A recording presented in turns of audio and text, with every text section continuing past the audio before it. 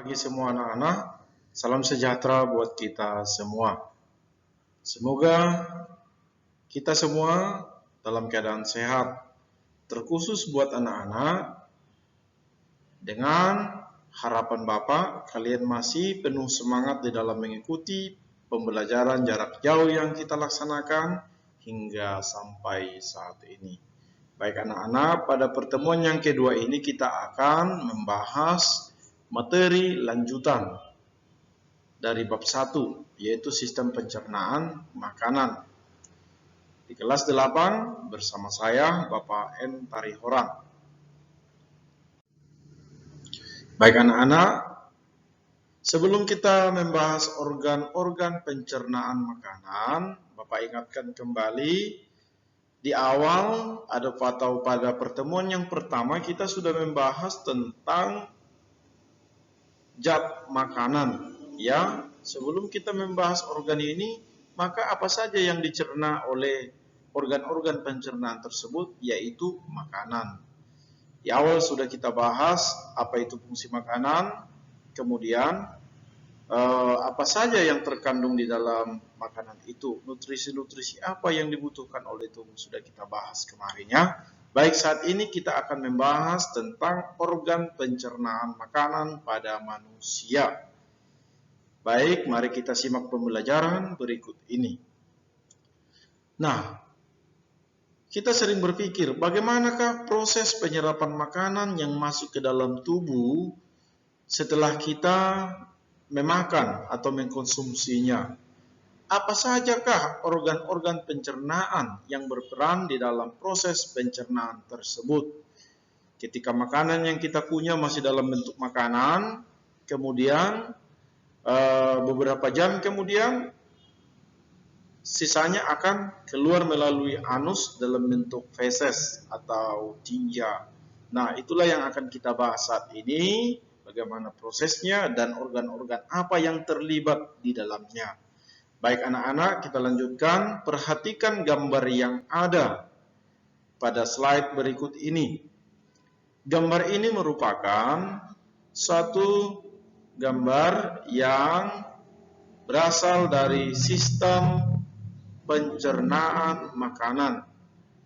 Organ-organ yang terlibat di dalam sistem pencernaan makanan itu bisa kita lihat dimulai dari rongga mulut, kemudian kerongkongan, lambung, ya, kemudian usus halus, usus besar, kemudian rektum hingga anus. Sedangkan hati, empedu, dan pankreas ini merupakan kelenjar yang membantu proses pencernaan makanan di dalam tubuh. Di dalam mulut juga terdapat satu kelenjar atau disebut dengan kelenjar air liur atau kelenjar saliva. Itu juga fungsinya sama untuk membantu proses pencernaan makanan. Baik anak-anak, kita lanjutkan. Yang pertama adalah sistem pencernaan. Sistem pencernaan ini terdiri dari organ-organ pencernaan makanan yang membentuk saluran, ya, membentuk saluran pencernaan dan organ-organ tambahan yang dapat menghasilkan kelenjar-kelenjar atau yang dapat menghasilkan enzim-enzim pencernaan. Organ-organ tambahan di dalam sistem pencernaan ini disebut dengan kelenjar, ya. Baik, perhatikan. Pencernaan adalah proses memecah makanan menjadi molekul-molekul kecil sehingga dapat diserap oleh tubuh melalui pembuluh darah. Makanan diproses dalam tubuh melalui 4 tahap. Yang pertama adalah tahap memasukkan makanan ke dalam mulut atau yang dinamakan dengan ingesti. Di sana terjadi proses pengunyahan, melumatkan makanan, menghancurkan makanan dari makanan keras menjadi lebih lunak, ya. Yang kedua adalah tahap pencernaan atau digesti. Tahap pencernaan ini sebenarnya sudah dimulai dari mulut, di mana ketika mulut itu sudah memulai proses pencernaan secara kimiawi terhadap makanan-makanan yang mengandung gula, ya. Kemudian diteruskan melalui kerongkongan hingga masuk ke dalam lambung. Jadi di lambung terjadi lagi proses pencernaan atau digesti. Yang ketiga adalah tahap penyerapan. Penyerapan ini terjadi di dalam usus, baik usus halus maupun usus besar. Di sana terjadi penyerapan zat, terkhususlah itu di dalam usus halus, di mana zat-zat yang dihasilkan dari proses pencernaan ini akan diserap oleh pembuluh-pembuluh darah yang ada di dalam usus halus tersebut, lalu diedarkan, diangkut ke seluruh tubuh untuk digunakan sebagai bahan pembangkit energi tubuh. Kemudian di dalam usus besar, di sana terjadi proses penyerapan air, ya. Yang keempat adalah tahap pengeluaran atau defekasi. Defekasi ini merupakan tahap pengeluaran tinja atau feses yang dihasilkan atau yang diuraikan di dalam usus besar, di mana ampas-ampas makanan itu akan terurai di dalam usus besar, kemudian menghasilkan feses atau tinja lalu dikeluarkan melalui rektum hingga ke saluran anus. Itu dia ya. Itulah tahap proses pencernaan makanan pada manusia. Nah, kita lanjut. Pencernaan makanan ini terdiri dari dua macam. Yang pertama adalah pencernaan mekanis, yaitu pencernaan yang terjadi di dalam mulut pada saat kita melakukan pengunyahan. Tujuannya adalah untuk mengubah makanan kasar menjadi halus. Di sana makanan akan dihancurkan oleh gigi, kemudian dibantu oleh organ lidah, ya, dan kelenjar air ludah. Tujuannya untuk membasahi makanan sehingga mempermudah gigi untuk menghancurkan makanan tersebut. Itulah yang disebut dengan pencernaan mekanis. Kemudian yang kedua adalah pencernaan kimiawi. Pencernaan kimiawi merupakan pencernaan yang terjadi melalui reaksi kimia, ya. Tentu dilakukan oleh enzim-enzim pencernaan yang dihasilkan oleh kelenjar pencernaan di dalam tubuh.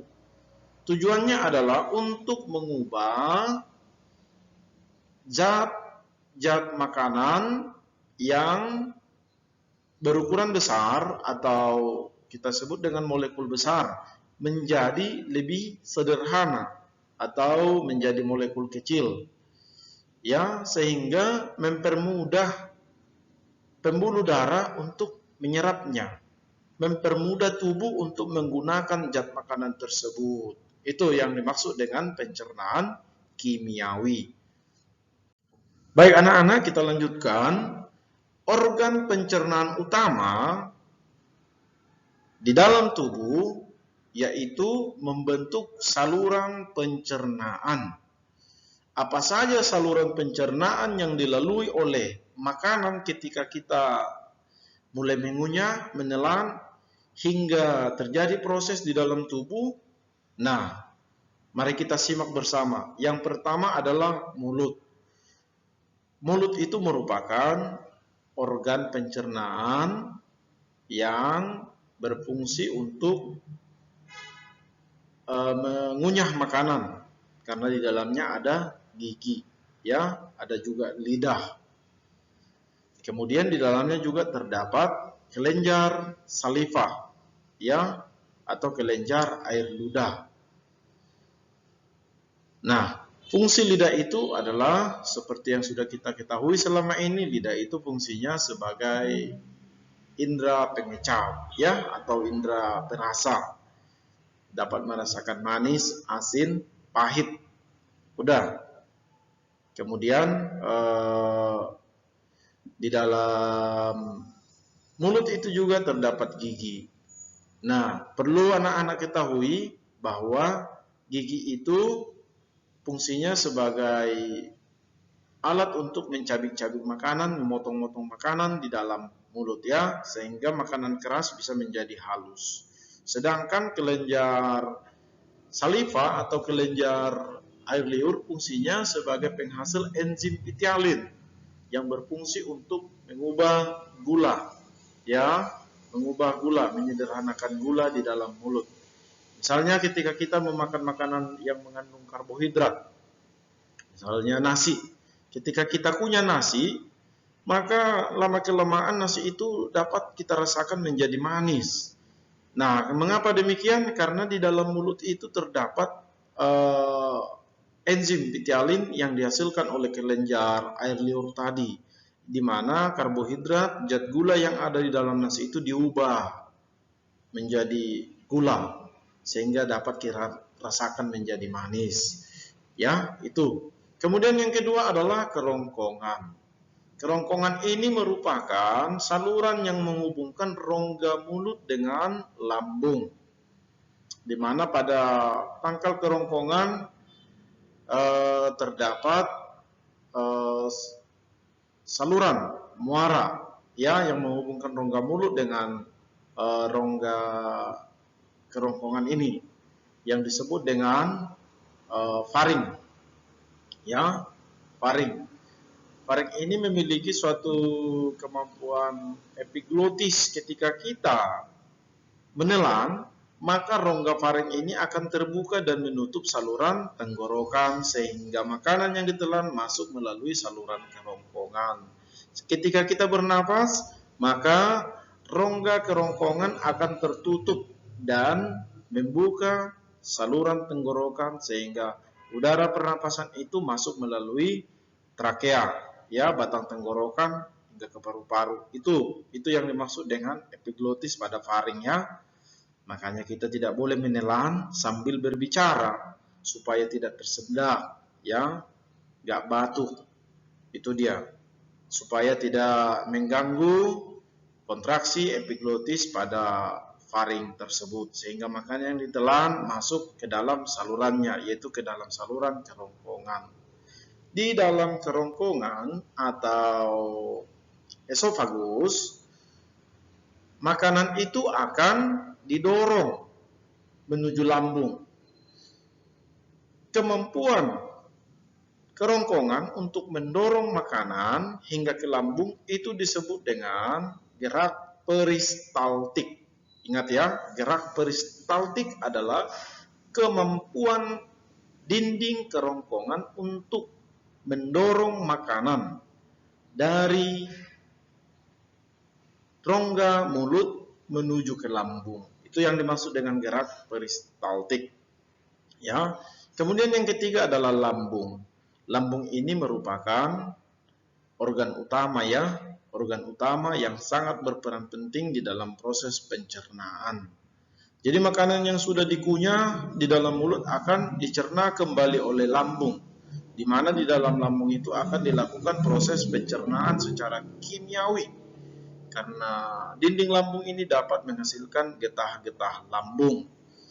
Getah lambung yang ada di dalam lambung ini disebutlah itu enzim pencernaan. Contohnya seperti enzim HCl atau asam klorida yang berfungsi untuk membunuh kuman mikroorganisme yang masuk bersama makanan, sehingga ketika makanan di dalam lambung itu nyaman, aman bagi tubuh, tidak mengandung kuman lagi. Itulah fungsi dari HCl atau asam klorida. Kemudian ada lagi di sana enzim renin. Enzim renin ini gunanya untuk mengendapkan kasein pada susu, ya, itu dia. Nah, kita lanjutkan lagi. Yang keempat adalah usus halus. Usus halus ini terdiri dari 3 bagian, yaitu usus 12 jari, usus kosong, dan usus penyerapan. Makanan, sari makanan yang sudah diserap oleh usus halus kembali dicerna secara kimiawi lagi, tepatnya di dalam usus 12 jari. Di sana terdapat enzim-enzim yang dihasilkan oleh dinding usus 12 jari tersebut maupun kelenjar pankreas. Misalnya enzim yang bekerja di usus 12 jari itu ada enzim tripsin untuk mengubah protein menjadi asam amino, ya. Kemudian ada juga di sana enzim amilase untuk mengubah gula menjadi gula darah, ya. Kemudian ada juga di sana enzim lipase untuk mengubah lemak menjadi asam lemak maupun gliserol. Itulah enzim yang terdapat di dalam usus 12 jari. Kemudian lagi di dalam usus 12 jari itu di mana pankreas juga dapat menghasilkan hormon, ya, yang disebut dengan hormon insulin. Fungsi dari hormon insulin ini sama halnya dengan enzim amilase tadi, di mana hormon insulin ini gunanya untuk mengatur keseimbangan kadar gula, ya, di dalam tubuh, yaitu tepatnya di dalam darah. Itu fungsi dari hormon insulin. Nah, bagi orang-orang tertentu apabila produksi hormon insulin ini terganggu di dalam kelenjar pankreasnya, maka dapat mengakibatkan penyakit gula atau disebut dengan penyakit diabetes. Diabetes mellitus, ya. Baik. Kemudian usus kosong, kemudian usus penyerapan. Usus penyerapan ini disinilah terjadi proses penyerapan zat makanan yang sudah siap diproses. Akan diedarkan oleh pembuluh-pembuluh darah. Lemaknya akan diangkut oleh pembuluh vili yang ada di sekitar usus penyerapan tersebut. Sehingga zat makanan itu siap digunakan oleh tubuh dalam proses kelangsungan hidup, ya. Yang kelima adalah usus besar. Usus besar ini terdiri dari usus naik atau kolon ascendens, kemudian usus mendatar yang disebut juga dengan kolon transversum, dan usus menurun atau kolon descendens. Di antara usus besar dan usus halus terdapat usus buntu atau disebut dengan sekum. Di ujung usus buntu itu terdapat tonjolan-tonjolan kecil, ya, atau dinamakan dengan umbai cacing atau appendix. Apakah fungsi dari umbai cacing ini?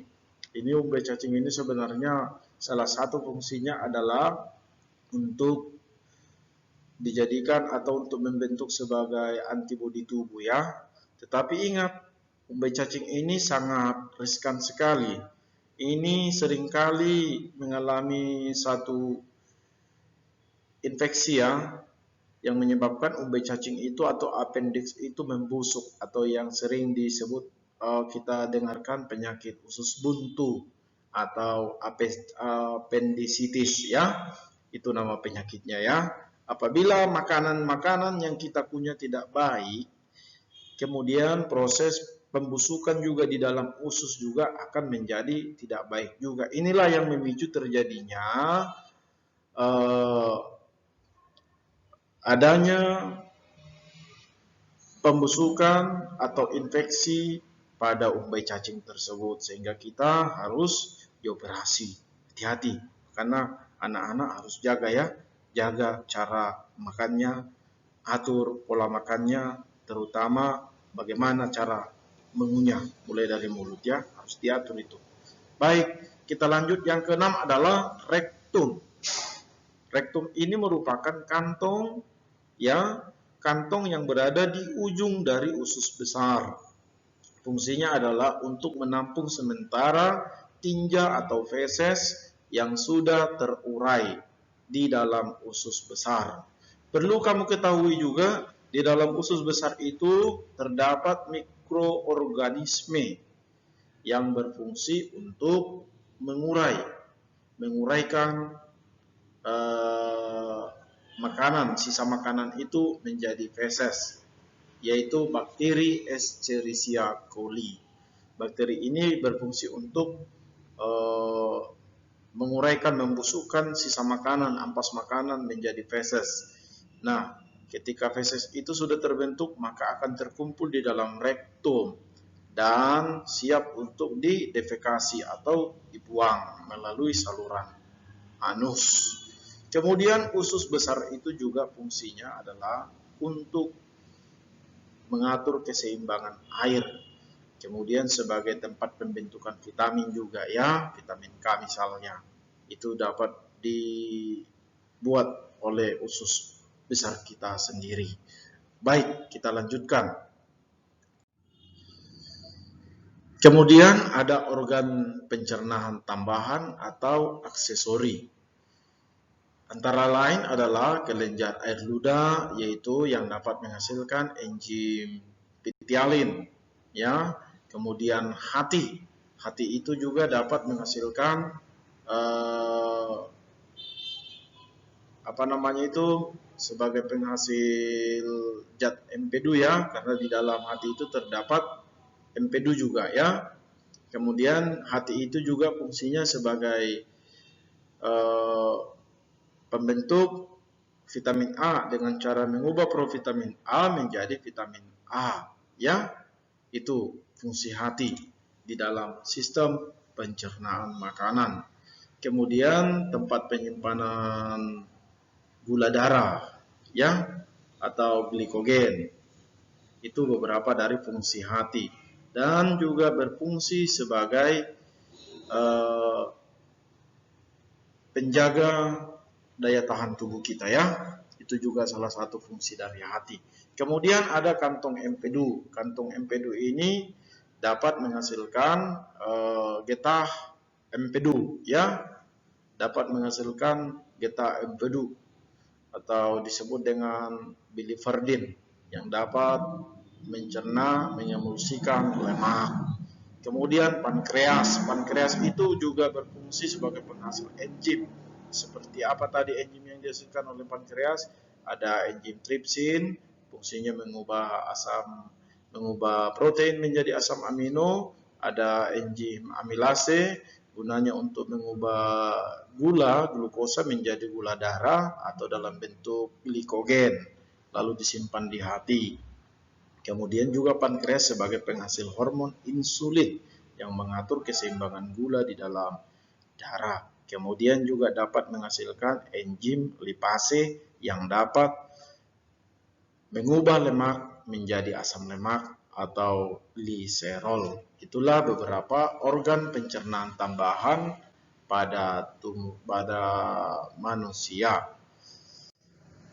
Baik anak-anak, pada slide tersebut terdapat di situ gambar kerongkongan dan bagaimana cara makanan yang ditelan itu bisa melalui saluran kerongkongan tersebut melalui proses gerak peristaltik ya, atau gerak mendorong makanan ke satu arah, yaitu mengarah ke lambung ya. Kemudian B itu adalah organ lambung. Nah, di dalam organ lambung ini terjadi proses pencernaan makanan ya, melalui proses pencernaan kimiawi. Kemudian zatnya akan diserap oleh usus 12 jari. Kemudian bagian C itu adalah gambar dari usus halus dan usus besar. Baik anak-anak, inilah yang sudah kita jelaskan barusan. Kita lanjutkan. Di akhir dari pembelajaran kita ini ada di sana beberapa poin tugas-tugas. Nah, silahkanlah dikerjakan ini sebagaimana biasa dikerjakan di double folio ya. Dan saya harapkan anak-anak mengumpulkannya sesuai dengan waktu yang sudah kita tentukan. Mari kita biasakan bekerja dengan tepat waktu ya. Baik, sampai di sini pembelajaran kita. Sekian dan terima kasih.